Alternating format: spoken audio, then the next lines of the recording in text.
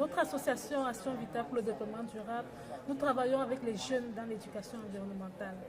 Nous partons dans les collèges et dans les lycées et nous faisons la promotion des nouvelles énergies renouvelables. Nous sommes rendus compte que notre pays, on a une insuffisance en énergie renouvelable, ce qui fait en sorte qu'on a beaucoup de délestage. Alors, nous faisons la promotion de toute forme d'énergie renouvelable au niveau des enfants. Nous les inspirons leur capacité à réfléchir. Nous les faisons comprendre que dans le futur, ils pourront penser au métier de l'énergie renouvelable. Et là, à la fin du projet, c'est un projet qui est financé par l'ambassade de France au Cameroun. Et dans ce projet, à la fin, on va faire, les enfants proposent sous forme de dessin des énergies qui voudront pour le futur.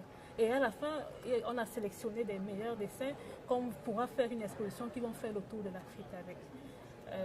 C'est en quelque sorte, ce projet s'appelle Jeunes énergie propre et il a touché à peu près 5 établissements à Yaoundé. Il est à Yaoundé, il est à Douala. Il a touché 5 établissements à Yaoundé et 5 établissements à Douala. Et à ce moment, nous sommes en train de préparer l'exposition avec l'appui de l'ambassade de France et l'Institut français du Cameroun, nous allons faire une exposition qui pourra faire le tour du Cameroun et pourquoi pas le tour de l'Afrique. Okay, and one more question, just whether the young people in Africa, in Cameroon, you've come here to Doha, is your voice heard, young African voices, are they listened to here in Doha? And what would you like to see in this conference?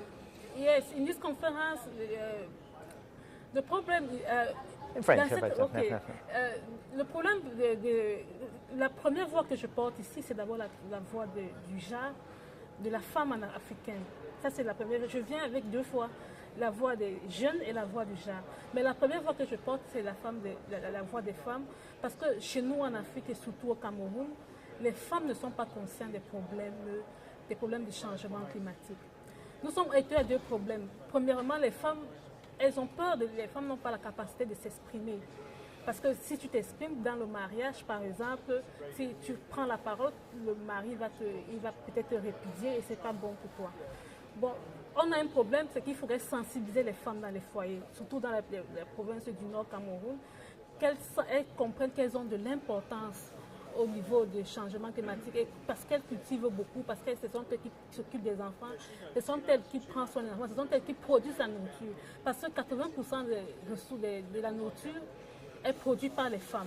Nous voulons que les femmes d'Afrique prennent conscience de la notion de changement climatique. Et ce que nous voulons, c'est que nous voulons attirer l'attention des organismes internationaux sur la nécessité de sensibiliser ces femmes parce qu'elles ne savent pas qu'elles souffrent, elles ne savent pas qu'il y a des alternatives et qu'elles pourront améliorer la qualité de vie. Bon, il faudrait qu'elles soient sensibilisées et qu'elles soient formées et qu'elles puissent prendre leur destin en main.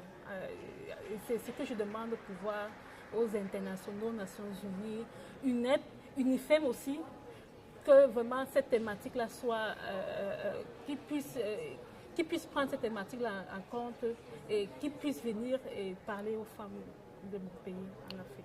Oui, merci beaucoup.